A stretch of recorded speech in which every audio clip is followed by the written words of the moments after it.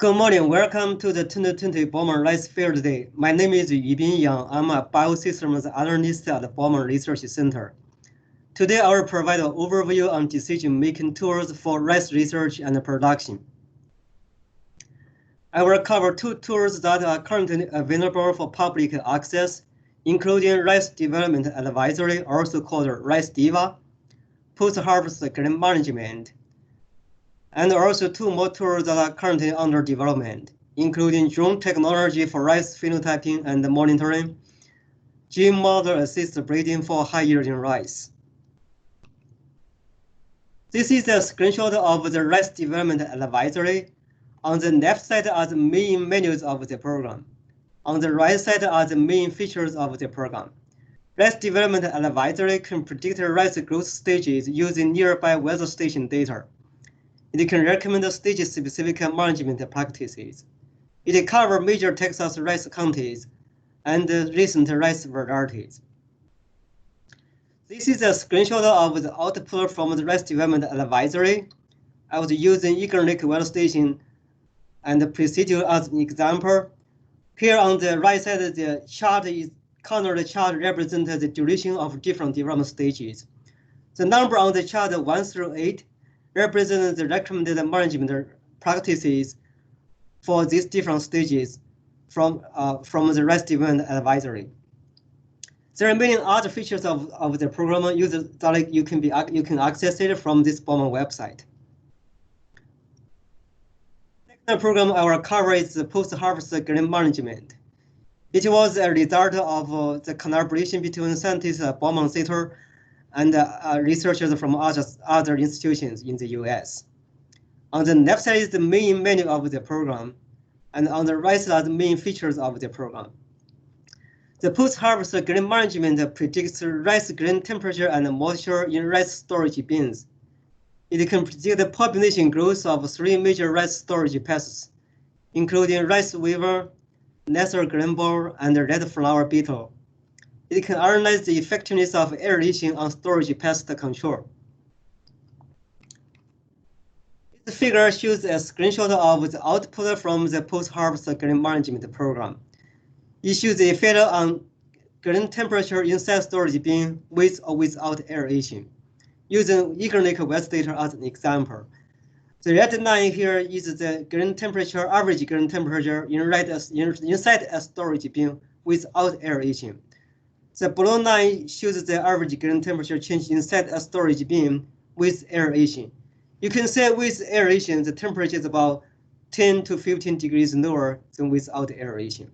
So even in Texas, when the winter weather is relatively warm, but if you go to Arkansas or Missouri in the north, because the winter temperature is much colder, you'll get even much bigger effect in lowering the grain moisture or grain temperature inside storage bins. This way you can slow down the insect development inside the bins. Other features of the program can also be accessed from this post-harvest grain management website at the Bowman Center website. The next topic I will cover is unmanned aircraft system, also called UAS, is a drone for phenotyping and monitoring. Usually there are 3 types of sensors. One is the RGB, is red, green, and blue. Sensor is like regular cameras. It basically captures the visible light range. The second type of sensor is a multispectral sensor. This one captures the red edge and near infrared. It's just slightly beyond the visible light range in terms of the wavelength. And the third type of sensor is a thermal sensor. Thermal sensor really captures infrared radiations in this band wave range. So with these 3 types of data, you can do image analysis and data integration. Examples include 3D point cloud, 3D reconstruction, spectral analysis, and feature extractions. With this image processing, you can produce 3 types of data. One is the digital surface model. Based on the digital surface model, you can derive information on plant height, canopy volume, and also crop biomass.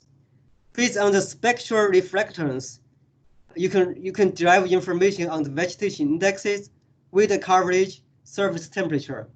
And there's another type is plant features from feature extractions.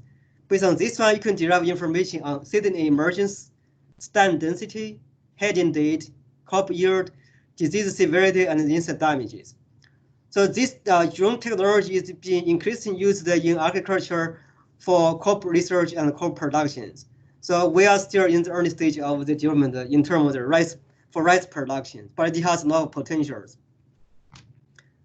The next topic I'll cover is basically gene model assisted breeding for high yield rice.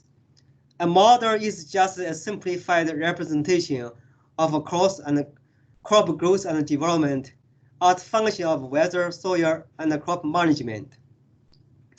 Main feature of a crop model is what they call the genetic parameters.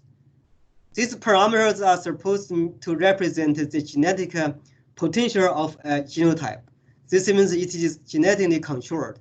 Usually, these parameters are derived from phenotypic data from field experiments. Once this parameter is derived, and then we can incorporate them into a crop model to predict the performance of a crop under different environment conditions and also under different management practices. But if, in addition to the phenotypic data, if you also have genomic data, and then you can establish a correlation between these genetic parameters and the genomic data, what you call it. So you can establish a genomic model. So with this genomic model, if you have a new genomic data for a new genotype, and then you can apply this new genotype to this genomic model to get a new set of genetic parameters for this new genotype. Now you can predict the performance of these new genotypes under different environment conditions and also under different management practices. This way you don't have to do field experiment, phenotype. You don't need to do phenotype. You can bypass it. So that's the main potentials. So with this crop model, integration of this crop model with gene and crop modeling, you have a potential to eliminate poor performing genotypes earned in the breeding cycle.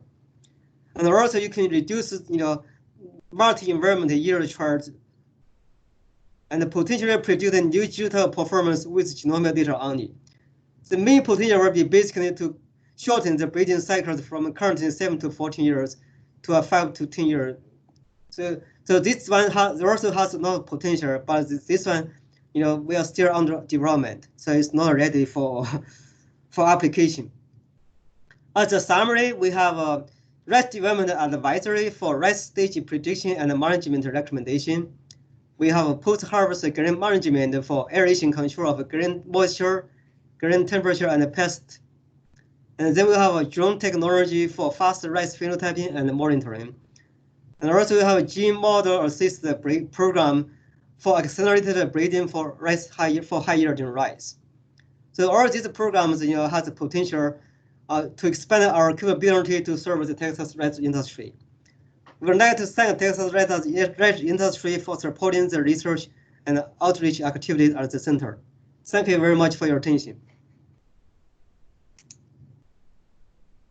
Okay, finally good. This one.